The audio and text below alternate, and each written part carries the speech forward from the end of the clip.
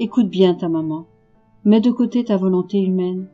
Contente-toi de mourir plutôt que de lui concéder le moindre souffle de vie. Ta maman du ciel aurait préféré 1000 fois mourir plutôt que de s'accorder un seul acte de sa volonté propre. Ne veux-tu pas m'imiter? Ah, si tu sacrifies ta volonté en l'honneur de ton Créateur, le vouloir divin fera le premier pas dans ton âme, et tu te sentiras enveloppé d'une aura céleste, purifiée et réchauffée, de sorte que tu sentiras s'anéantir en toi les germes de tes passions, tandis que tu seras disposé à faire tes premiers pas dans le royaume de la volonté divine. Fais donc bien attention. Si tu m'écoutes fidèlement, je te guiderai, je te conduirai par la main sur les voies infinies du fiat divin. Je te mettrai à l'abri sous mon manteau d'azur, et tu seras mon honneur, ma gloire, ma victoire, et la tienne aussi.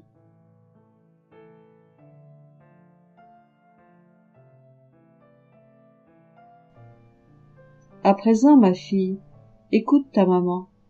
Sache que je t'aime beaucoup, et que je voudrais voir ton âme envahie par les mêmes flots de grâce.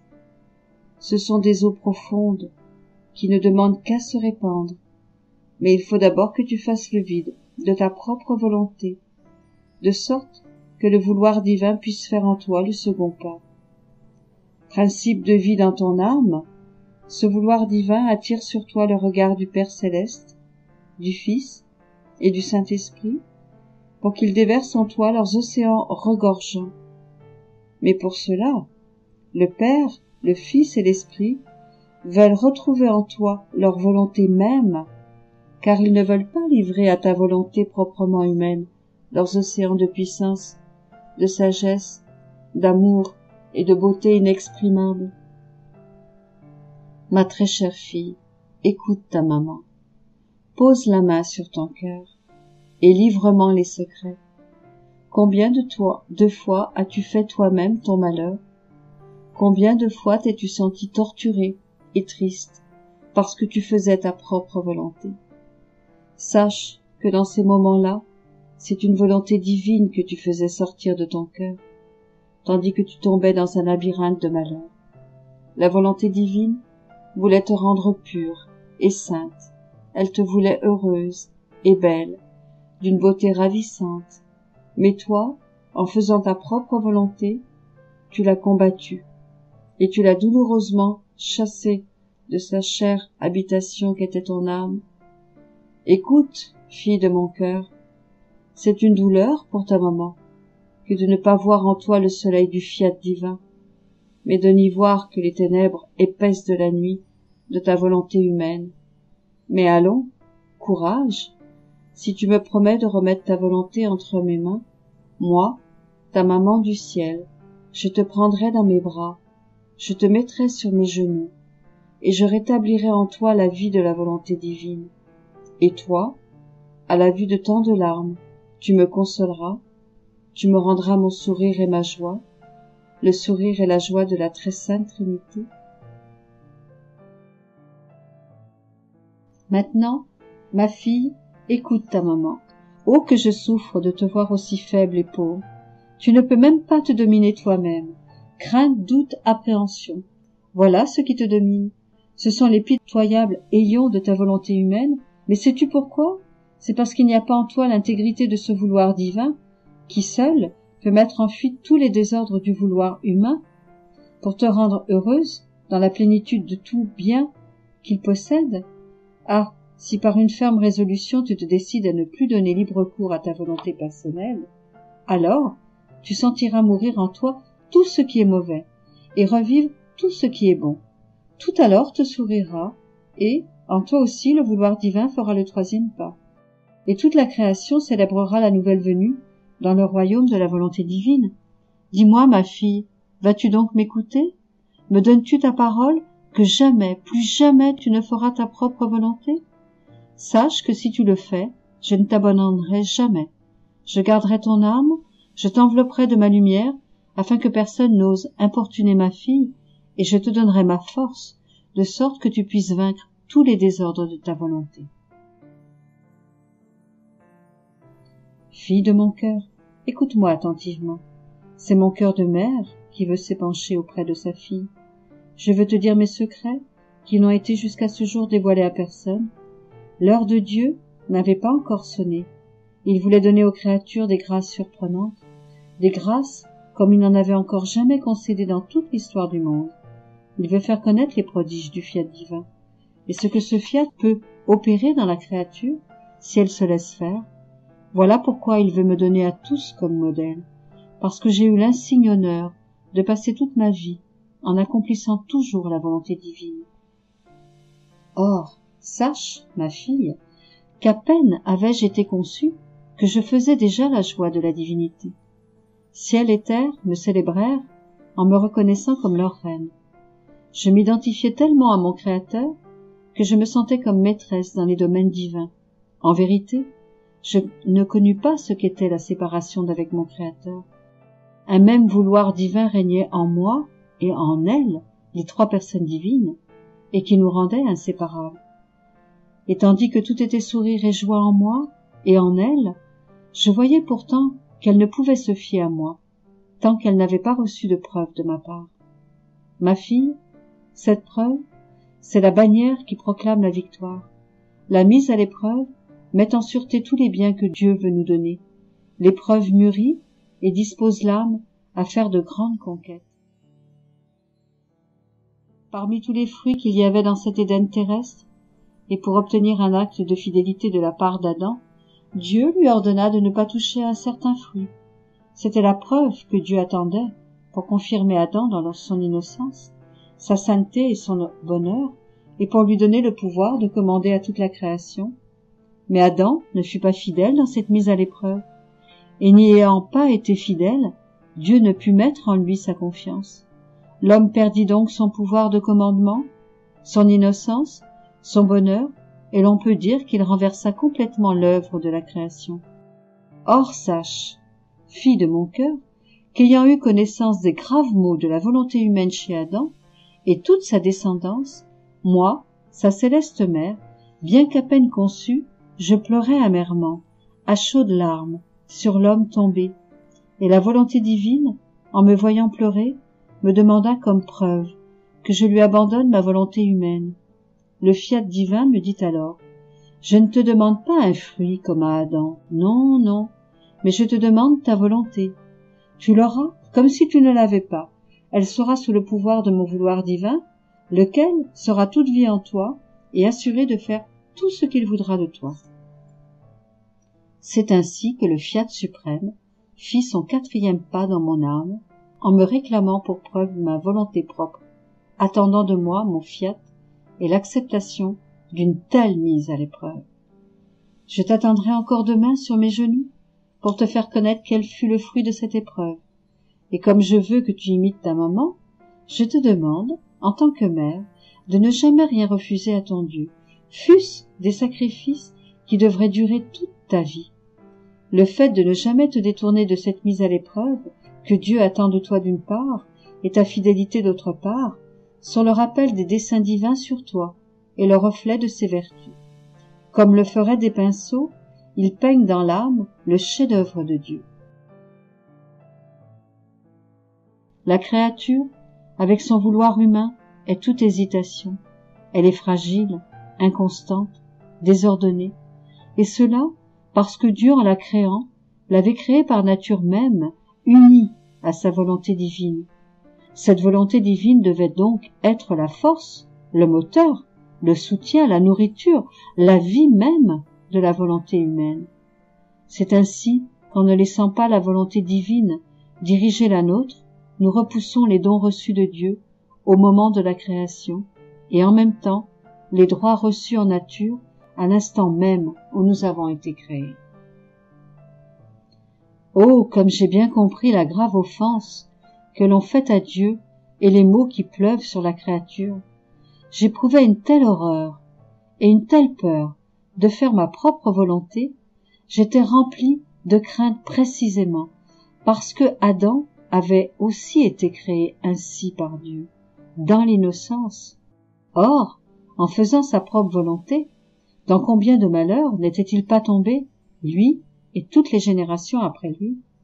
Aussi, moi, ta maman, saisie par la crainte, mais plus encore par l'amour envers mon Créateur, j'ai juré de ne jamais faire ma volonté, et pour manifester plusieurs encore mon sacrifice envers celui qui m'avait donné une telle surabondance de grâce et de privilèges, j'ai pris ma volonté humaine et l'ai enchaînée au pied du trône divin, en hommage continu d'amour et de sacrifice.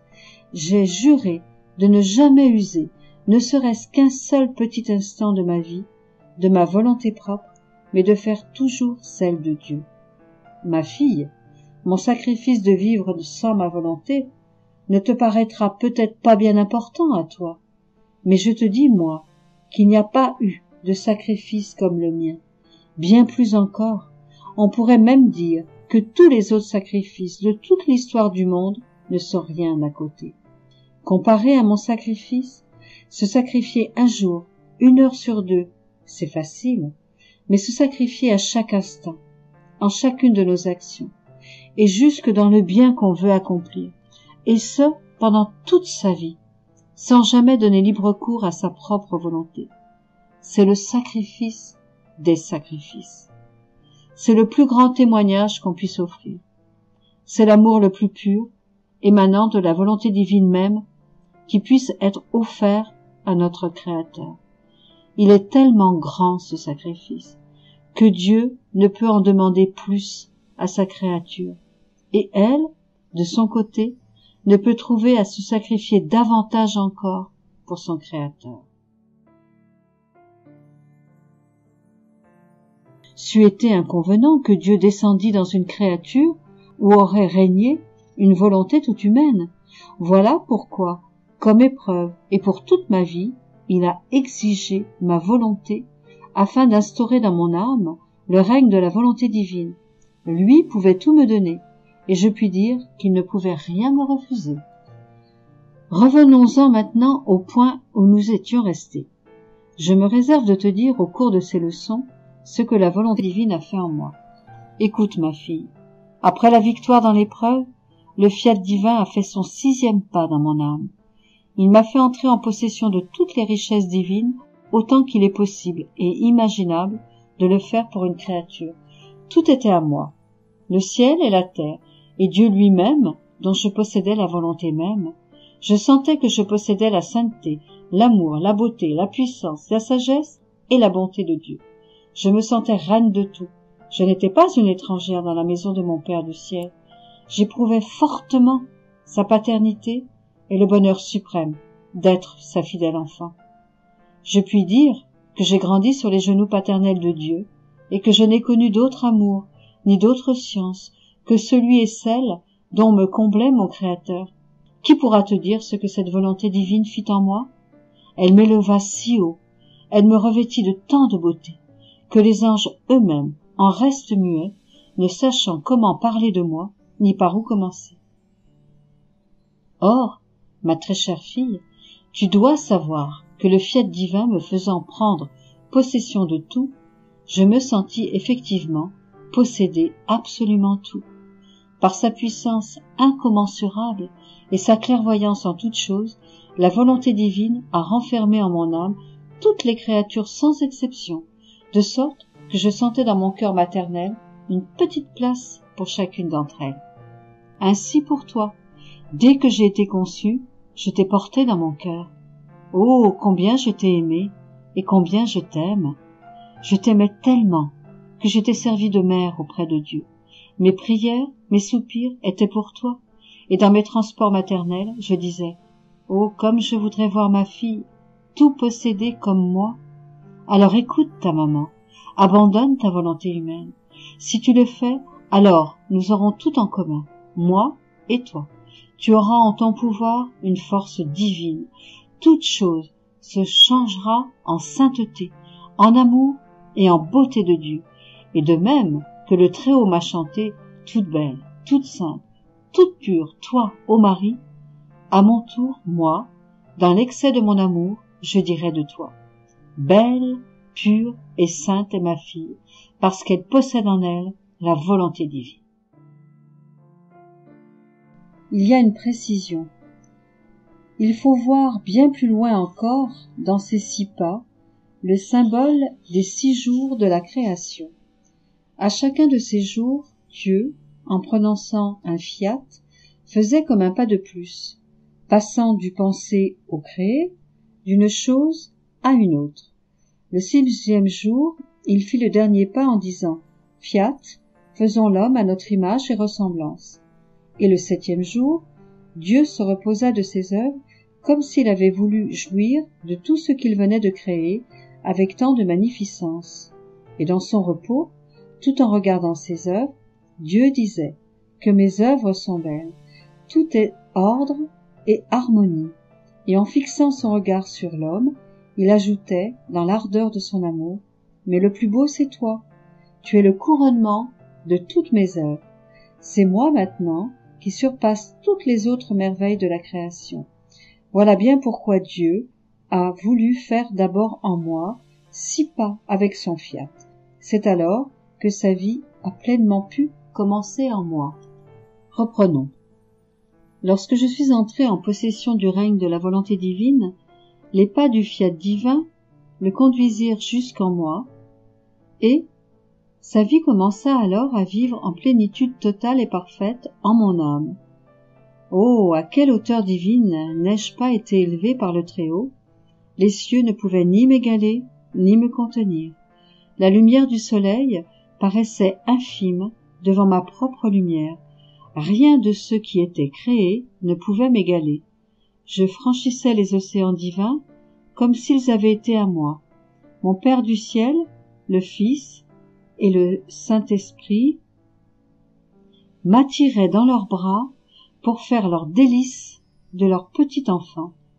Quel contentement ils éprouvaient en voyant combien je les aimais, combien je les priais et les adorais en leur majesté suprême. Mon amour, ma prière et mon adoration sortaient de mon âme comme du centre même de la volonté divine. Ils sentaient que ces ondes d'amour divin qui jaillissaient de tout mon être, que ces chastes parfums et ces joies surprenantes venaient du ciel. Leur divin vouloir les avait lui-même formés dans ma petitesse, au point qu'il n'en finissait pas de répéter « Toute belle, toute pure, toute sainte est notre petite fille. Ses paroles sont comme des étreintes, ses regards des traits qui nous blessent, les battements de son cœur des flèches qui, en nous transperçant, nous entraînent dans des transports d'amour. » Ils sentaient que de moi sortait la puissance et la force de leur propre volonté divine, laquelle nous rendait inséparables, et ils m'appelaient notre fille invincible, victorieuse, jusque sur notre être divin. À présent, écoute-moi, ma fille. Saisie d'un excès d'amour envers moi, la divinité me dit « Ma fille bien-aimée, notre amour n'y tient plus. Il va étouffer si nous ne te confions pas nos secrets. Aussi, nous t'élisons notre fidèle secrétaire. À toi, nous voulons confier nos douleurs et nos décrets. Nous sauverons l'humanité à n'importe quel prix. Regarde comme l'homme se détruit. Sa volonté rebelle l'entraîne sans cesse vers le mal. Privé de la vie, de la force et du soutien de notre vouloir divin, il s'est écarté de la voie de son Créateur et marche en rampant sur la terre. Il est faible, malade et rempli de tous les vices. Il n'y a pourtant pas d'autre moyen de le sauver, pas d'autre issue, que de faire en sorte que le Verbe éternel s'abaisse jusqu'à prendre à son propre compte ce dénuement de l'homme, ses misères, ses péchés, jusqu'à fraterniser avec lui, le vaincre à force d'amour et de souffrance inouïe, à lui donner une confiance telle qu'il revienne dans nos bras paternels. Oh, que le sort de l'homme nous fait donc mal! Notre douleur est immense et nous ne pouvions la confier à n'importe qui. Personne ne se trouvant totalement soumis à la volonté divine. Personne jamais qui puisse comprendre ni notre douleur, ni le grave malheur de l'homme tombé dans le péché.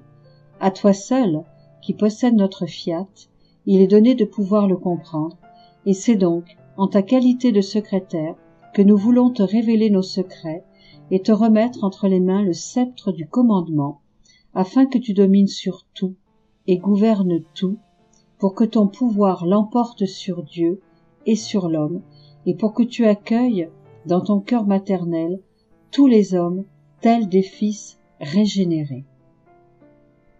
Qui peut te dire, chère fille, ce que mon cœur a éprouvé à ces paroles divines?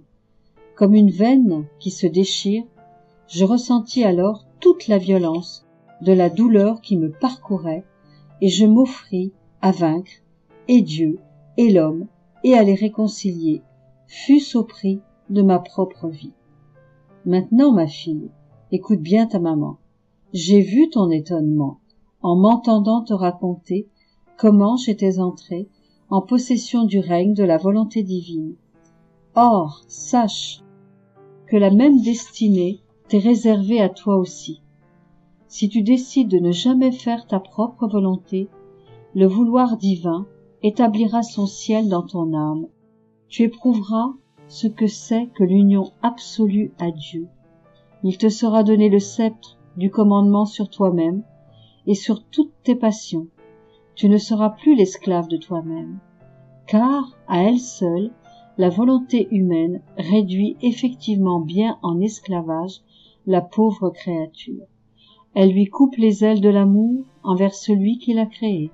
Elle lui retire la force, le soutien et la confiance nécessaires pour se jeter dans les bras de son Père du ciel, de sorte qu'elle ne peut connaître ni ses secrets, ni le grand amour dont il l'aime. L'homme vit alors comme un étranger dans la maison de son divin Père. Quelle distance le vouloir humain met-il donc entre la créature et son Créateur? Écoute-moi donc et fais-moi plaisir. Dis-moi que tu ne donneras plus libre cours à ta volonté, et moi, je te remplirai entièrement de volonté divine.